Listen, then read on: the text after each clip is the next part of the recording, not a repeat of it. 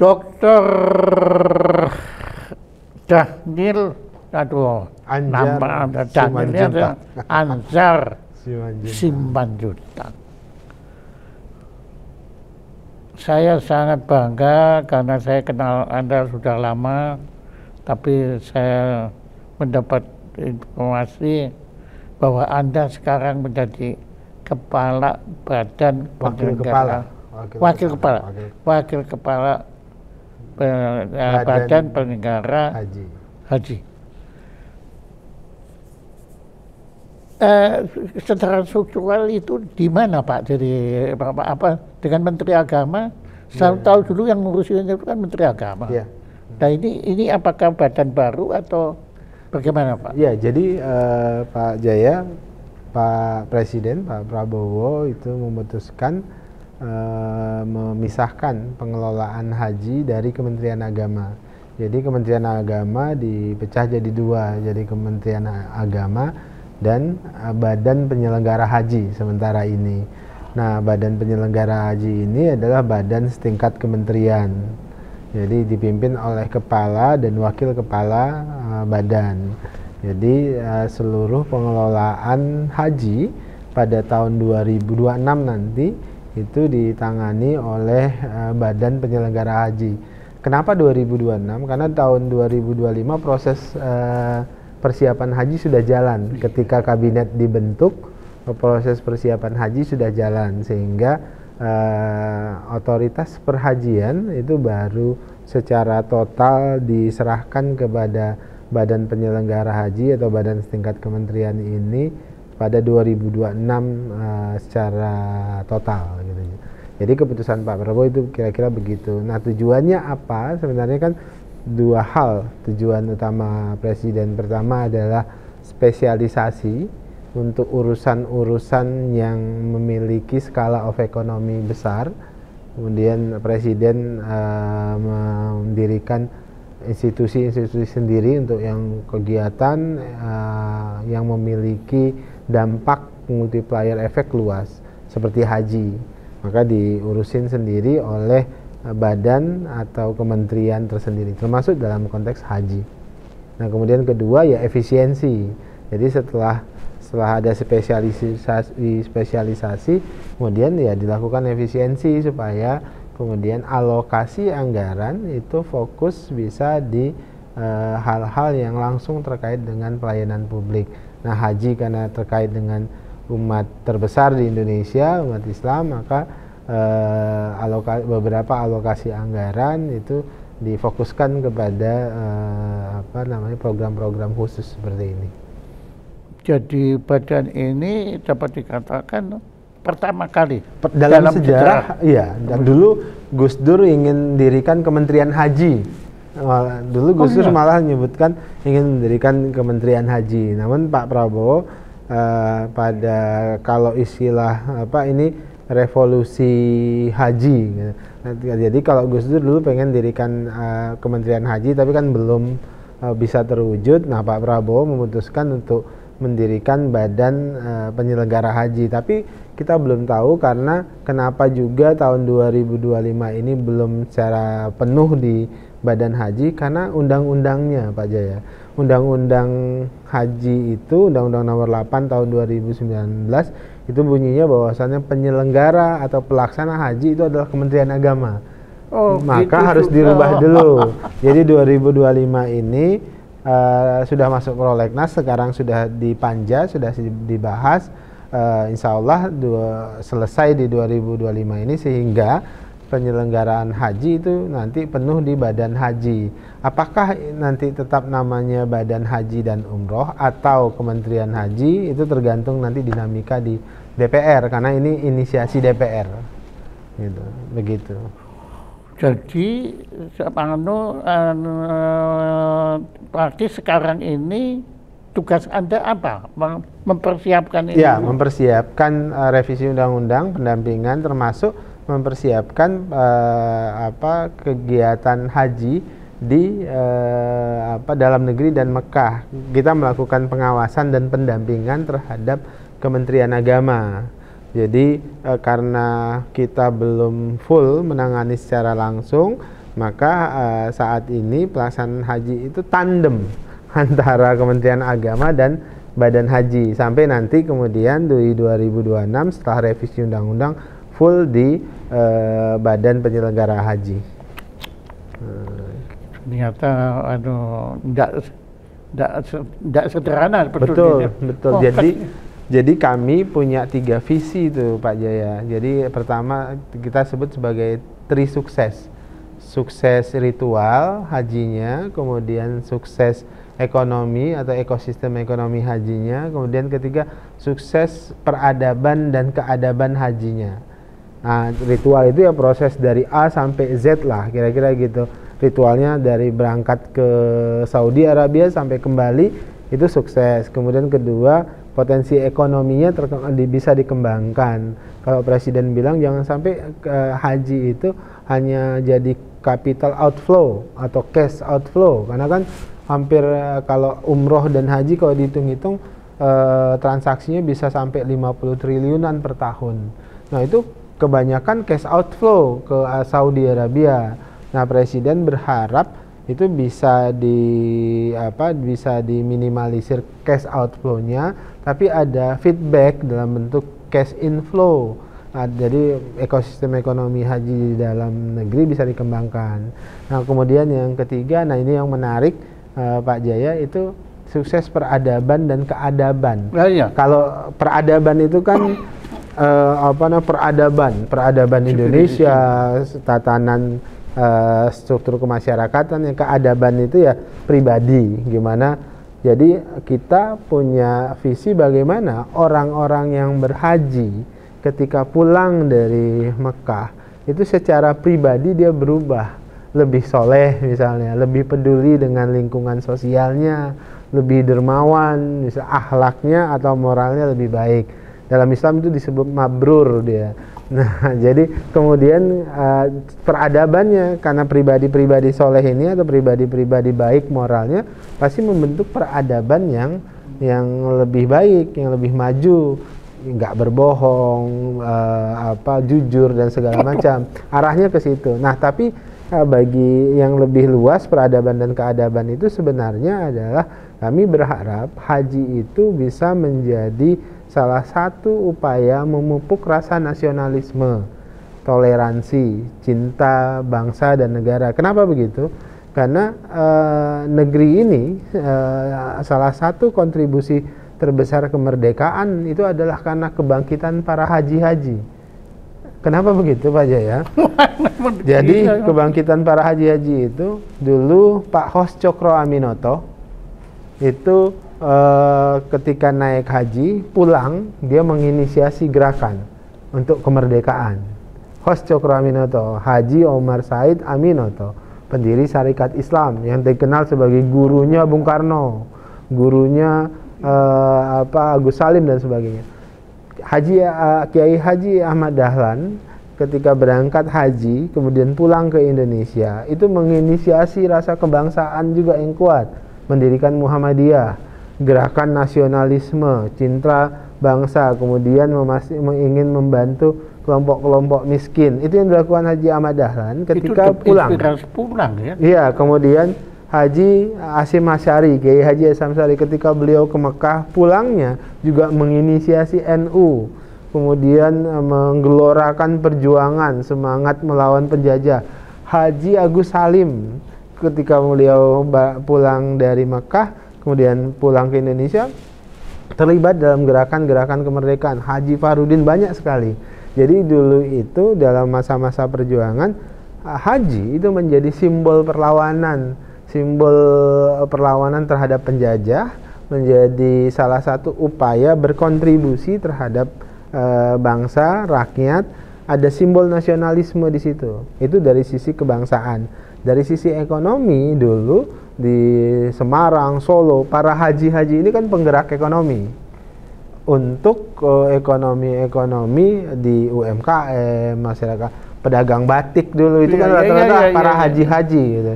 Kemudian di Solo, di Semarang, Surabaya. Nah, kita ingin menjadikan salah satunya adalah haji ini menjadi simbol nasionalisme. bagaimana ketika orang naik haji itu nggak berhenti jadi ritual saja. Misalnya umat ada pemaknaan, kita ingin umat Islam misalnya ketika selesai naik haji itu semangat nasionalismenya harus semakin kuat, toleransi terhadap umat beragama itu semakin kuat gitu, memahami Islam sebagai agama yang rahmatan lil alamin itu harus lebih kuat. Artinya memahami kebinekaan Indonesia setelah naik haji itu juga harus kuat. Nah, itu yang mau kita dorong dalam konteks perhajian dengan keberadaan Badan Penyelenggaraan Haji ini. Itu amanah yang disampaikan Pak Prabowo kepada kami. Ya, itu sangat kompleks ya. Sangat. Ya. Boleh dikatakan ya negara, ini urusan negara betul-betul ya. Ya, apalagi karena kita kan negara dengan umat Islam terbesar. Ya. Dan jamaah haji kita itu 221.000 setiap tahun, Pak Jaya. Dan antrian yang ingin naik haji di Indonesia itu totalnya 5,4 juta. Jadi ada orang yang mau naik haji baru bisa naik haji, daftar hari ini misalnya, itu baru bisa naik haji 20 tahun ke depan. Atau bahkan di Makassar, udah di Bantaeng misalnya bisa 40 tahun, karena antriannya panjang sekali. Nah, ini pengelolaan inilah yang harus dikelola dengan baik. Pak Prabowo menyampaikan jangan lupa loh, naik haji itu cita-cita tertinggi umat Islam. Jadi Pak Prabowo ingin memfasilitasi cita-cita umat terbesar, misalnya di Indonesia hampir 85% umat Islam Indonesia itu ya semuanya pasti ingin naik haji bagi yang mampu kalau dalam Islam misalnya. Nah, sekarang itu biaya naik haji per orang itu berapa Pak? Kan sekarang kalau hitungannya. Jadi kan ngitungnya begini Pak Jaya. Jadi pas ketika mendaftar, ini misalnya hari ini saya ingin mendaftar naik haji itu harus bayar ke bank 25 juta. 25, tapi kan itu harus ngantri Pak. Jadi bisa 20 tahun. Nah, nanti pas waktu tiba antrian misalnya hari ini ditentukan Anda naik haji, maka akan diumumkan bahwasannya dia harus melunasi yang setoran awal tadi. Tapi negara melalui, karena 25 juta ini kan dia akan mengendap di BPKH namanya, Badan Pengelola Keuangan Haji. Nah, nanti ada nilai manfaat. Nah, sekarang itu total biaya yang harus dibayarkan oleh jamaah turun nih Pak Jaya, 89 juta. Tahun lalu 93 juta. Jadi turun, Pak Prabowo memang perintahkan harus turun biaya haji. Nah, 89 juta itu 25 jutanya itu dibayarkan dari setoran awal dulu. Nah, kemudian nanti ada 33 juta itu dibayarkan dari nilai manfaat namanya, itu dari lama ngantri tunggu kan, uang itu diinvestasikan oleh BPKH, sehingga jamaah itu nanti hanya membayar sekitar 20 sampai 30 juta untuk sisa pelunasan, kira-kira begitu. Dan secara empirik jadi selama ini, setelah Indonesia berdiri itu berjalan baik.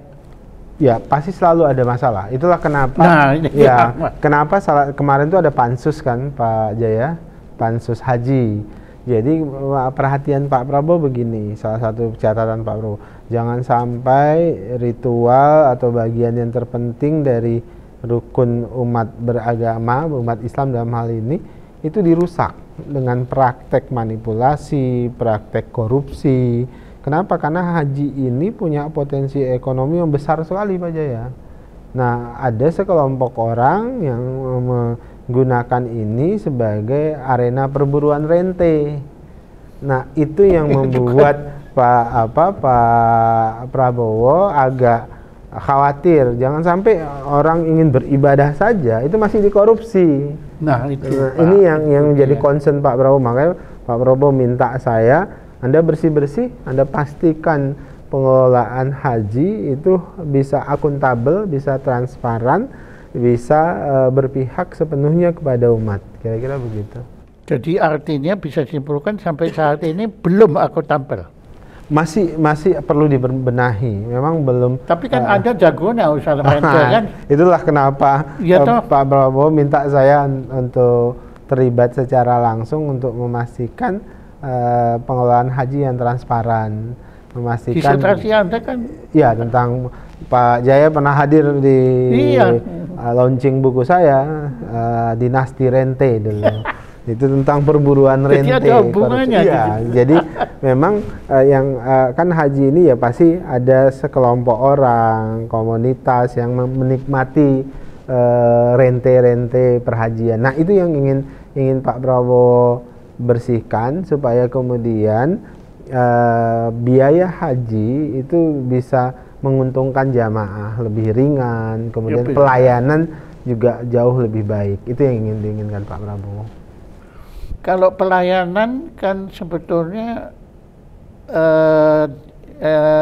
yang penting kan di sini mengurus administratif, kemudian menunggu giliran dan iya, betul. Tapi kan sebetulnya kalau sudah sampai di Saudi Arabia, pelayanan kan ada di tangan Saudi Arabia. Betul. Ya, memang kan di Saudi Arabia kan kita harus memilih namanya sirkah.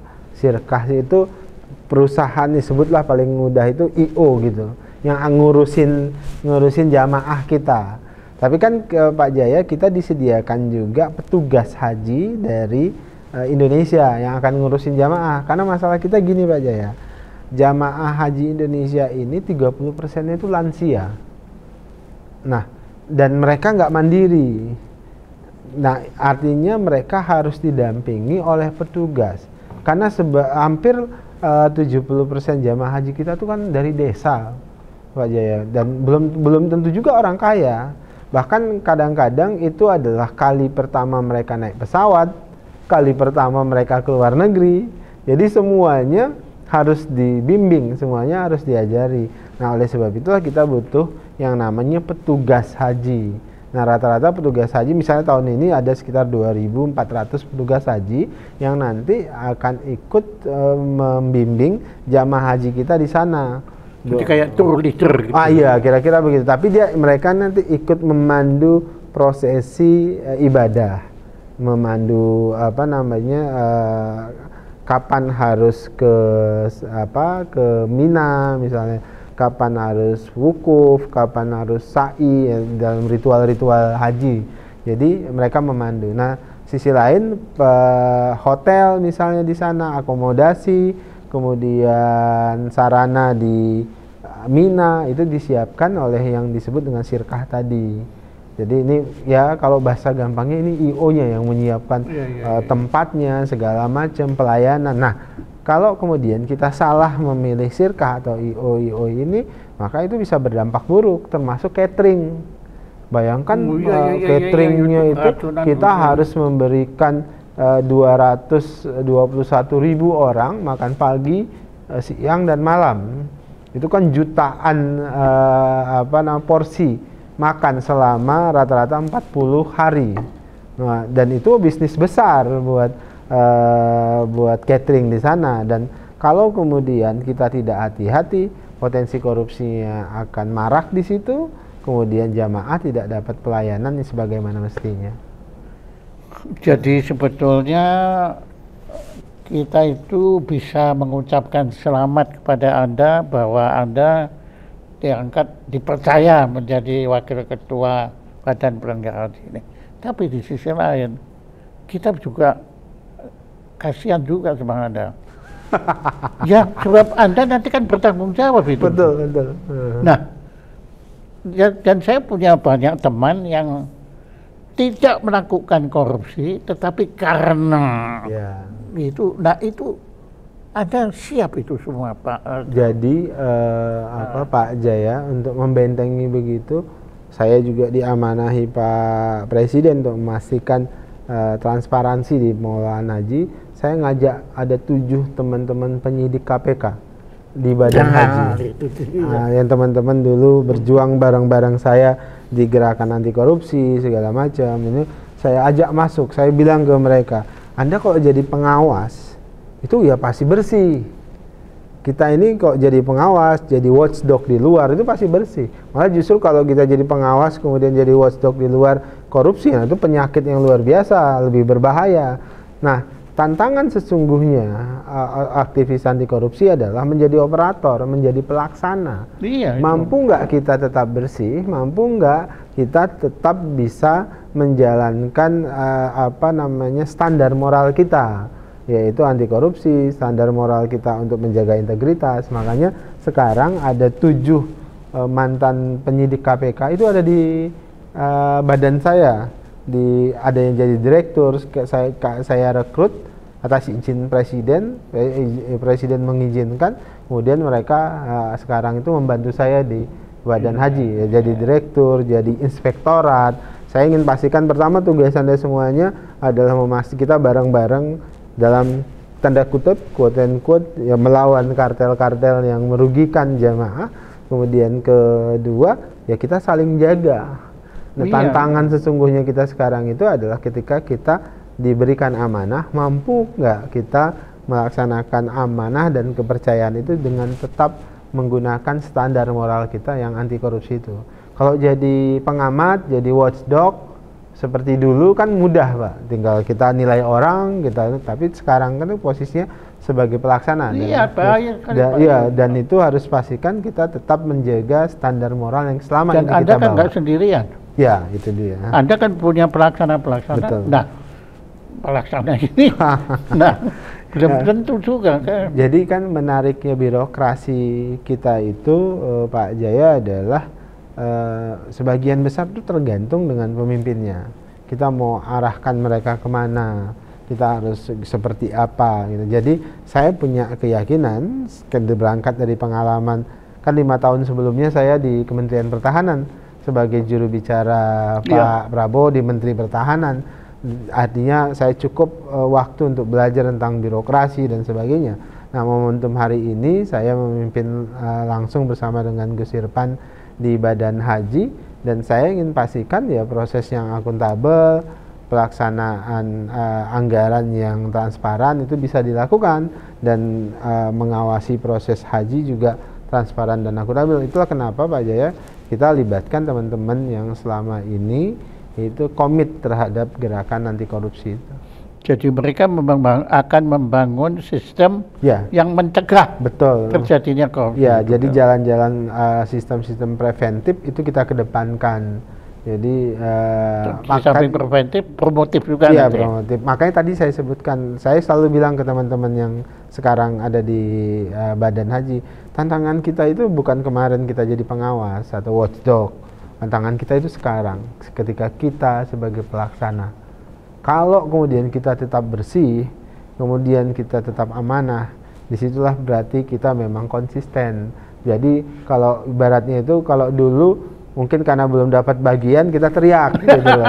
Nah, tapi sekarang udah di dalam, kalau kita tetap seperti nilai yang kita usung dulu, maka berarti kita memang mengusung standar moral anti korupsi yang sesungguhnya. Tapi ya kita tahu kan Pak, ya kalau pengalaman saya cuma baru perusahaan ya, tapi negara itu kan, waduh Pak. Betul. Tantangannya kompleks, makanya butuh dukungan Pak Jaya. Dan kalau dukungan moral pasti, tapi cuma moral. Doa orang tua itu makbul katanya. Doa ya, tapi waduh, nah. Sekarang Anda kan ketua dan wakil ketua ya. Wakil ketua, wakil kepala. Itu nanti akhirnya yang bertanggung jawab siapa Pak? Kalau ada sesuatu yang nggak beres di situ. Ya tentu yang bertanggung jawab ya kami ya, yang menangani dalam hal ini. Jadi kepala dan wakil kepala. Masuk penjara. Iya, wakil kepala, dan tentu. Anda siap? Ya tentu kalau itu yang melakukan saya atau Pak Kepala, ya tentu harus bertanggung jawabkan gitu. Tapi kan kadang-kadang ya Anda tahu sendiri ya, kan ini kita nanti urusannya Prof Mahfud ya. Kan tahu sendiri hukum kita ini kan nggak jelas ya. Anda bisa tidak bersalah tapi harus bersalah. Nah itu Anda siap? Saya pikir itu konsekuensi ya Pak. Pilihan, kalau istilah saya jalan satria itu ya harus ditempuh gitu. Makanya kan saya dulu sering saya sampaikan ke Pak Jaya, menggunakan terminologi Hindu misalnya ya, kan ada Brahmana, Satria, Sudra dan seterusnya. Saya ambil Brahmana dan Satria. Kalau Brahmana itu kan tugasnya menasehati, ceramah, dia di atas podium, dia di atas mimbar, di kuil begitu. Sedangkan Satria pilihannya adalah maju ke medan tempur, dia dibunuh atau terbunuh. Tapi justru yang melakukan perbaikan dan perubahan itu kan rata-rata Satria, Pak. Kenapa? Karena Satria lah yang maju ke medan perang untuk melakukan pembebasan atau mempertahankan hak rakyatnya. Karena levelnya Satria bukan memberikan nasihat, ceramah segala macam. Nah, makanya saya bilang ketika saya masuk politik, ketika saya masuk eksekutif, level saya jadi level di Satria. Saya bukan lagi ketua umum pimpinan Pusat Pemuda Muhammadiyah yang dulu, yang isinya ceramah, yang isinya ada di podium, ngingatin orang segala macam. Ini level saya turun maju ke lapangan, bertempur dan memastikan apa yang jadi cita-cita saya, bekerja untuk rakyat, itu bisa diwujudkan. Dan Anda tahu benar kan, yang Anda hadapi itu tahu, betul. Monster kan sebetulnya. Betul. Jadi kan kalau maju ke medan perang, kita kan harus pastikan tantangan dan musuh yang kita hadapi seperti ini. Dan senjata apa yang harus kita bawa. Karena ketika berperang kan kita nggak mau kalah, Pak. Iya. Pak Jaya, nggak ada tentara yang maju ke medan perang itu mau kalah. Semuanya mau menang. Gila ya. Jadi betul ya dugaan saya bahwa Anda ini sebetulnya anugerah atau kutukan ini. Biar Tuhan nanti yang menentukan. Yang penting tugas kita jalankan gitu lagi. Akhirnya, nah bagaimana Pak? Kalau kan saya belajar bagus sekali dari Anda, filosofi yang menurut saya indah kayak Fasabikul Khairat itu kan. Itu saya nggak lupakan Pak ya. Nah sekarang saya tanya, apa filsafat Islam terhadap korupsi ini bagaimana Pak? Pasti ada sesuatu yang indah. Yang prinsipnya kan begini Pak, dalam hidup dan kehidupan itu dalam Al-Quran itu bilang begini, wa ma khalaqtu jinna wal insa illa liya'budu. Allah itu menciptakan jin dan manusia itu untuk beribadah. Konteks ibadah yang dimaksud oleh Tuhan itu bukan ritual, bukan sekedar naik haji, sholat, dan segala macam dalam Islam itu. Tapi semua tarikan nafas itu kita itu adalah ibadah Pak Jaya. Jadi itu ibadah. Prinsipnya semua tarikan nafas kita itu ibadah. Dalam Islam tuh ada juga konsep. Kalau hembuskan nafas? Hembus nafas selesai. Jadi semua tarikan nafas kita itu ibadah. Jadi yang bikin kita tidak lagi beribadah itu adalah berhenti nafas. Jadi kalau sudah bernapas lagi, artinya kan meninggal Pak Jaya. Kalau meninggal itu nggak ada lagi tuh ibadah. Jadi misalnya hari ini kita dialog ini ibadah Pak Jaya. Ibadah Pak Jaya buat apa ini? Buat podcast ini supaya kemudian bisa menebar nilai-nilai kebaikan, kebudayaan dan sebagainya. Itu adalah ibadah. Jadi konteks ibadah jangan hanya dimaknai sebagai sholat, haji dan sebagainya.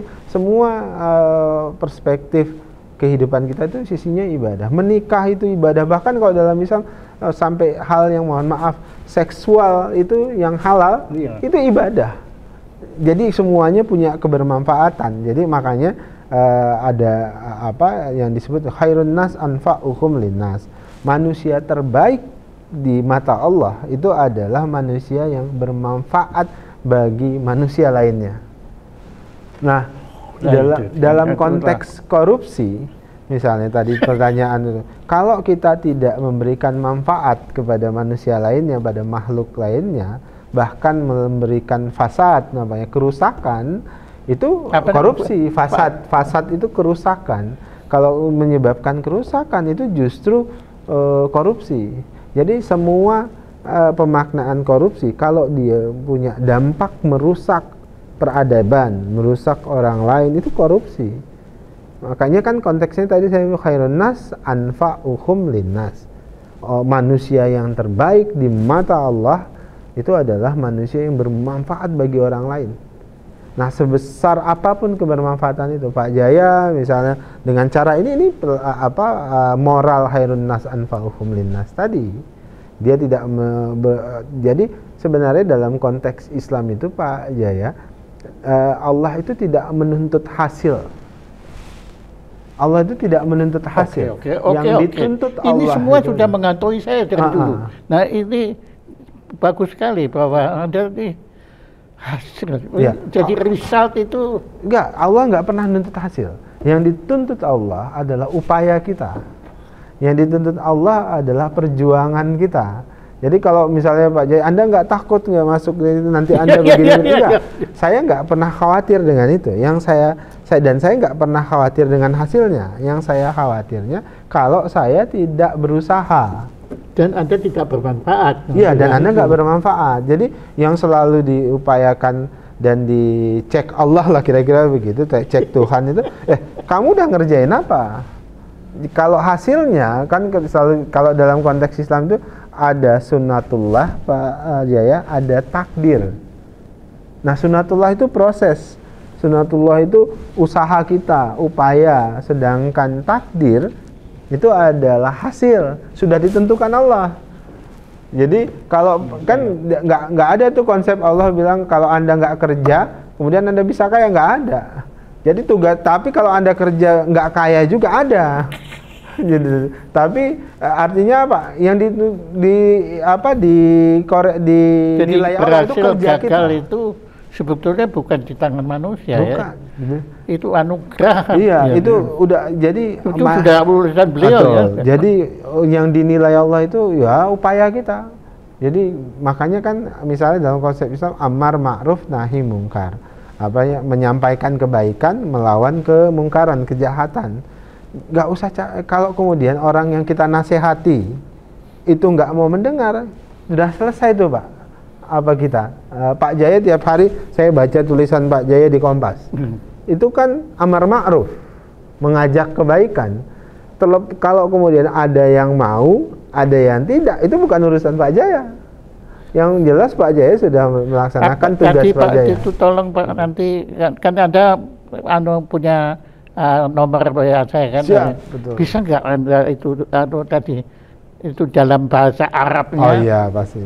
Ya, sebab ya itu saya nggak pernah lupa loh. Fastabiqul khairat itu gila loh Pak itu.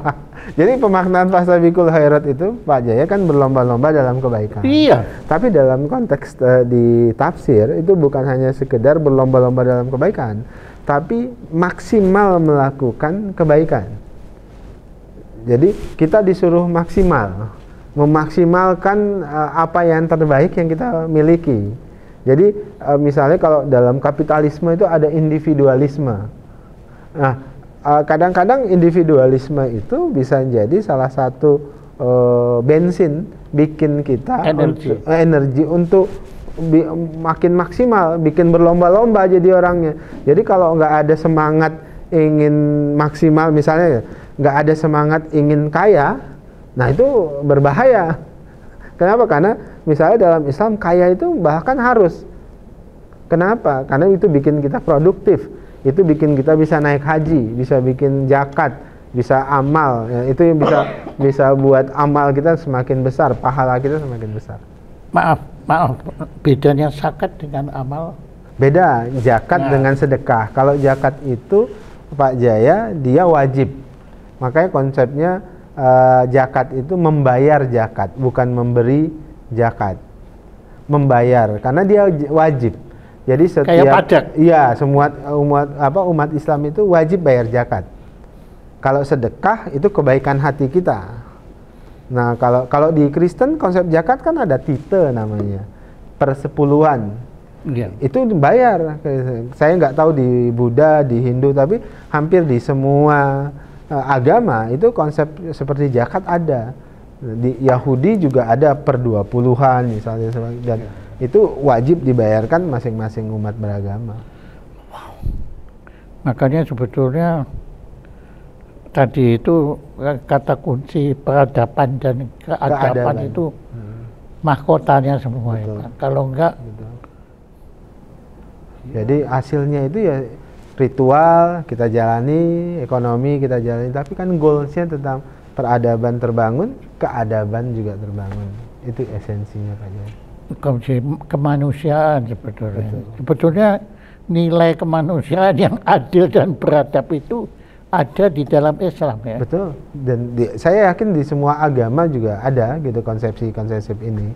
Jadi yang jelas karena saya Muslim tentu yang kita eksplorasikan tentu dalam konteks keislaman itu.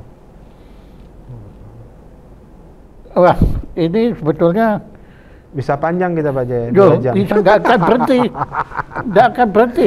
Ya, makanya saya khawatir Anda yang nanti kita padahal janji nggak terlalu lama. Jadi begini aja, kalau gitu lebih baik saya berhenti aja. Nah, cuma menurut Anda sekarang apa yang belum saya tanyakan? Ya masih banyak, tapi apa yang paling penting menurut Anda untuk memperhatikan tema hari ini, yaitu menyelenggarakan ini haji ini. Monggo, apa yang bisa Anda sampaikan? Pertama, saya ingin memaknai semua ritual agama itu tidak berhenti menjadi ritual.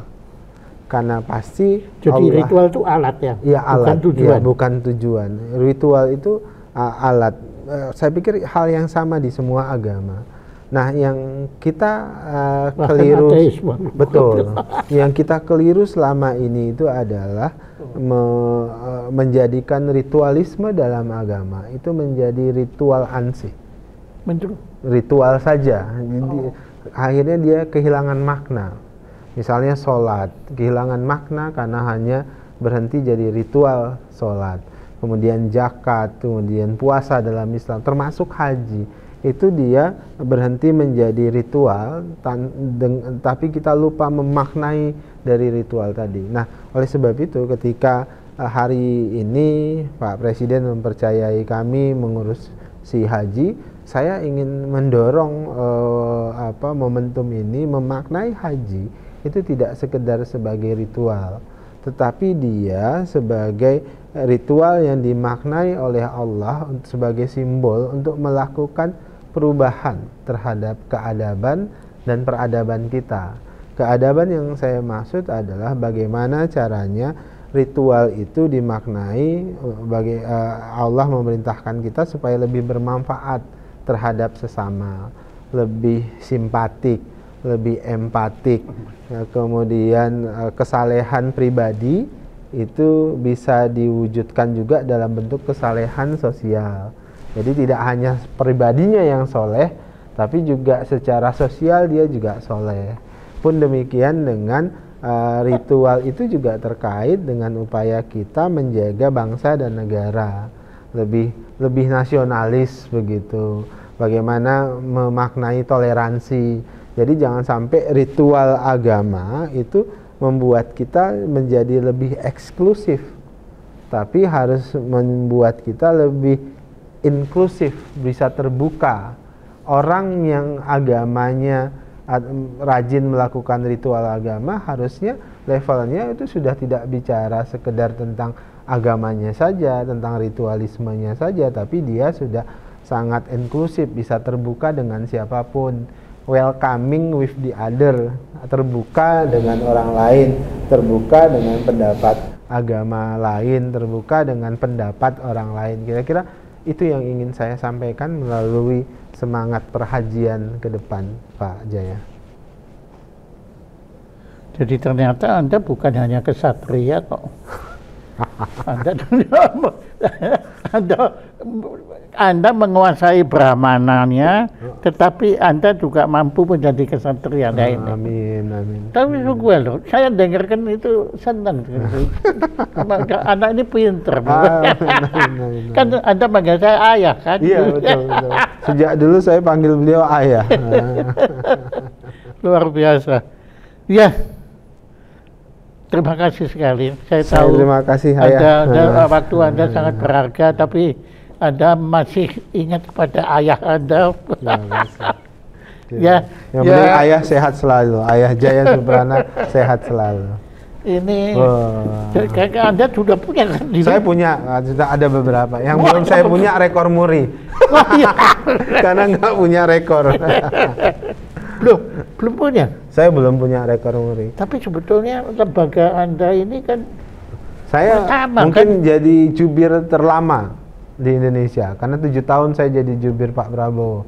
Belum ada orang yang pernah jadi jubir, baik itu jubir presiden, jubir personal yang lama. Saya paling lama 7 tahun tadi. Oke. 7 tahun. Ya nanti kita persiapkan. Siap. Ya supaya Anda punya koleksi muri itu. Koleksi muri. Ya, nah ini ucapan terima kasih. Saya terima kasih Pak. Ya yang telah dokter dan profesor juga ada. Belum profesor.